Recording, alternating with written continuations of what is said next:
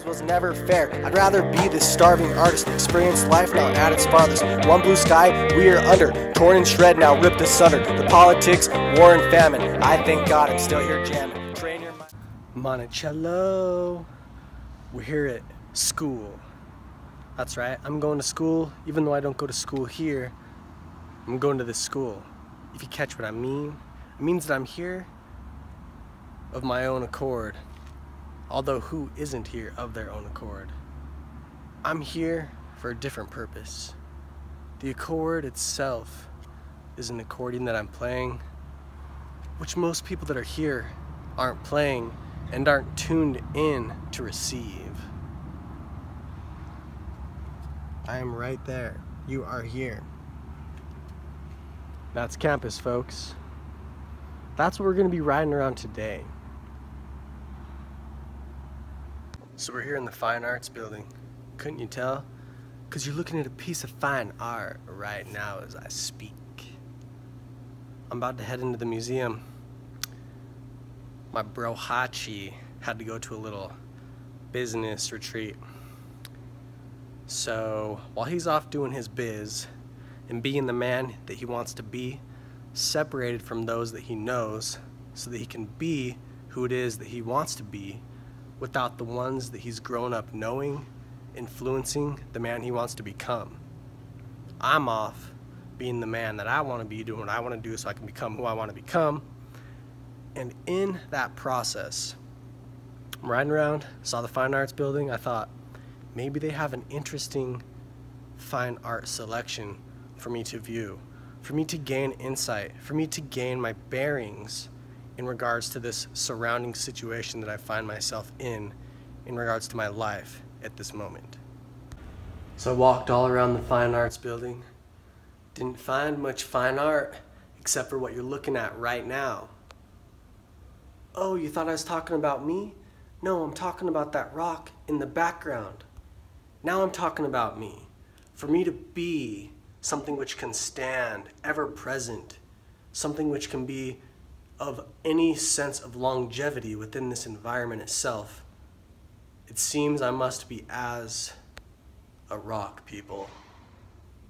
Having something of a resistant nature to being shaped, but in allowing the environment that I find myself in to shape me into something which can last.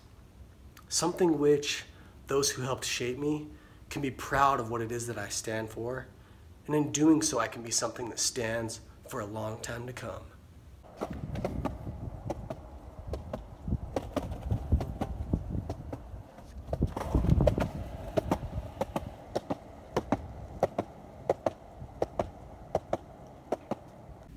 Let's try it out.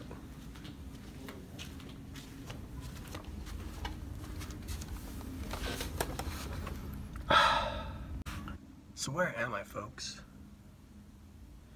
I mean,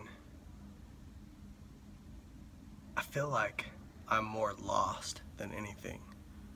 But you know, the old adage goes, be lost to be found, or something like that, you know? And in a lot of ways, I think that holds some truth though, you know? It's like, you have to first be lost in this like big old thing that's going on. There's all these messages being, you know, sent everywhere. Trains, buses, people walking, going and doing. They all have to be somewhere to do something that they're required to do. But while you're doing that, while you're a part of that mechanism and that machine, you're unable to actually self-actualize yourself. And so in becoming lost, you then find true identity because you don't identify with the grand system itself. The mechanism, the cogs, you're no longer a functioning and working part of that whole system of things. And as soon as you get lost, then you're actually able to have some sense of personal identity. because you are just kind of walking around and able to experience it. I think it's kind of funny. We have all this stuff that it's like, let's heighten our awareness of the experience of life. But in so many ways, the requirements of life dull down our senses to it. And so to actually truly experience living, you have to separate yourself from the dead and everybody else that is a walking zombie, and become the manifestation of something that is nonconformist to the groups which are organizing and forming. And you, in a sense, become the manifestation of the thing which can then control the system. I don't think that it's too much of a coincidence, or I should say a stretch, to actually assign the notion that the majority of millionaires or billionaires are dropouts. Because what that shows to me is that they're able to actually connect with society enough, but they deviate from the norm enough to actually be able to manipulate it. They aren't necessarily formed by the structure of society itself, but they differ enough so that they can separate themselves from it and actually harness it to their own advantage. And in being raised and intertwined with the system, you're unable to do that. You're unable to see and actually administer change to it. So to actually become something which can then lead the system, you actually, in a lot of ways, can't be a part of it. Look at the educational industrial complex that works, folks. Did you notice that if you put industrial complex after anything, it all of a sudden carries a negative association with it in regards to how it's a successful enterprise? Something else I wanted to talk about lately. How like the Industrial Revolution and the actual technological advancement in regards to the production of things like interchangeable parts actually totally devastated the creativity expressed in the world that we see. It's like everything's all square and robotic and like mechanized and totally, it just doesn't seem like fluid, you know. It's like, think back to like the Renaissance era, everything's handcrafted and molded and fashioned. And it's like, you look at the artwork expressed and the creativity which was pervasive throughout the era. And I don't think in any way we're reflective of that today. And I think it's because of the mechanization and of literally the industrialization of everything, where it's like that creative edge has been taken away. So it's like we've advanced, but devolved. So there's Logan down below.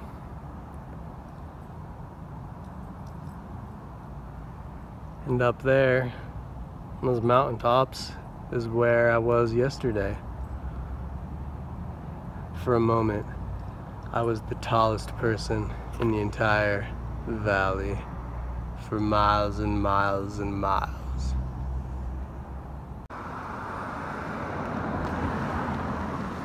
Seems to be one of the coolest buildings on campus.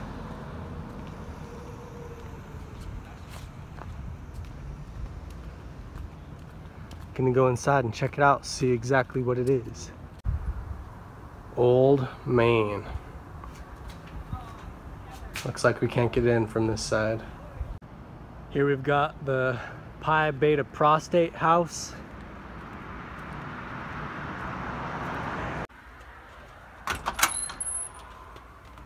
So I'm back. Back from the mayhem up there on campus.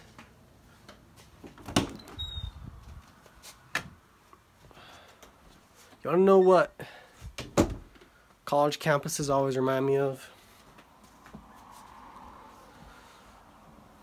Oh, how poor I really am. It's like walking around some Porsche store, like dealership, and it's like you see all these beautiful cars that you want to drive, but you don't have deep enough pockets to even touch the paint, you know? Yeah, do that line.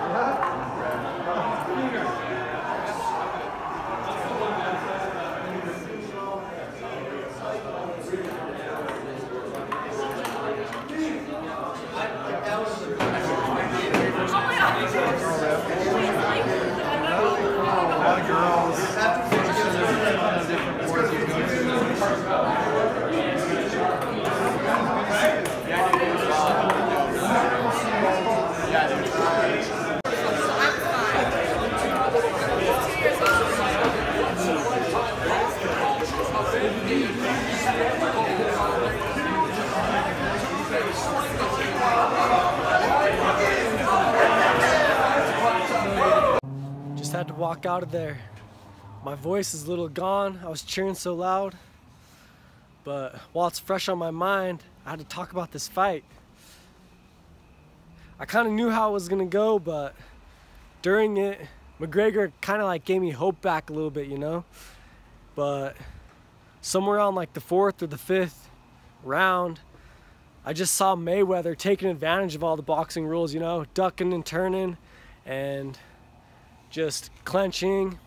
And the only thing that McGregor could do was throw an uppercut, but it's just Mayweather's reflexes are so fast in regards to reacting to that uppercut that it just leaves McGregor open for just, you know, a barrage of fists coming your way if he just falls for the trap of just swinging up. You know, you swing down low and the whole top portion up here is wide open. And Mayweather knew that, but you know, McGregor didn't fall for that. He pushed it as far as he could. And then somewhere around like the 6th or 7th round, I just saw it happening. I saw McGregor slipping and I posted on Facebook. I was like, it's over. And you know, I just kept hoping. I was like, come on, man, you can do this. Like for the first like 4 or 5 rounds, he had this like extension jab, you know, with his left hand out there, and he was keeping him at bay. And someone might say that, you know, Mayweather's just kind of you know, leading him on a little bit. He's you know, trying to make a fight out of this and stuff like that. But I genuinely feel like McGregor had that distance at first, and he was actually playing a good game. And you know, he was keeping him at bay, and he was landing in quite a few jabs, keeping that extension out with his left hand, you know, ready for a power shot if he saw it.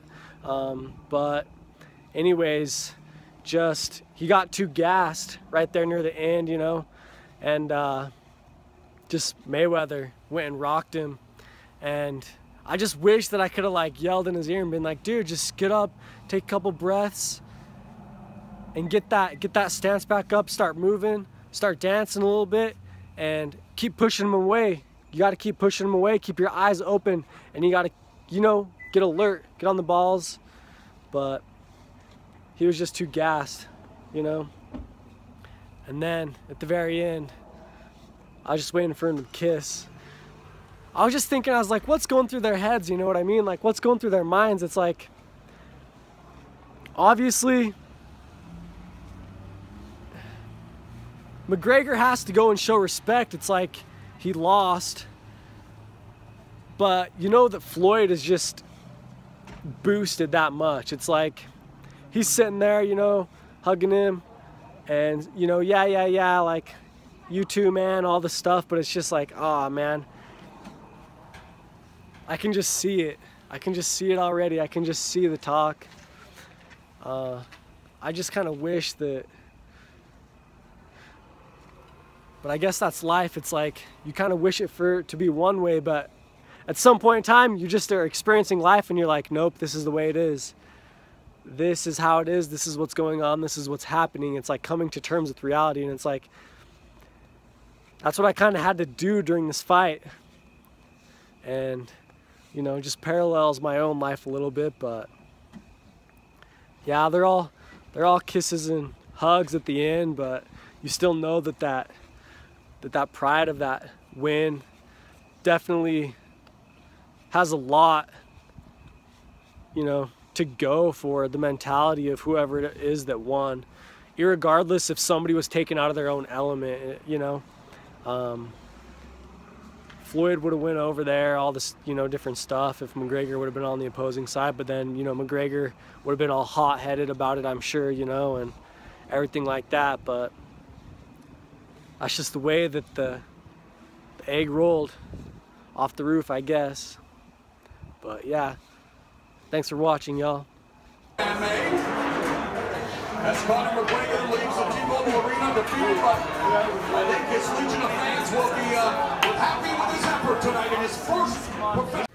Train your mind, now hear my words. Twitter, pated little birds. If you've kept up with all my posts, then your life's just like a ghost, already dead in the machine. The screen and life one's in between.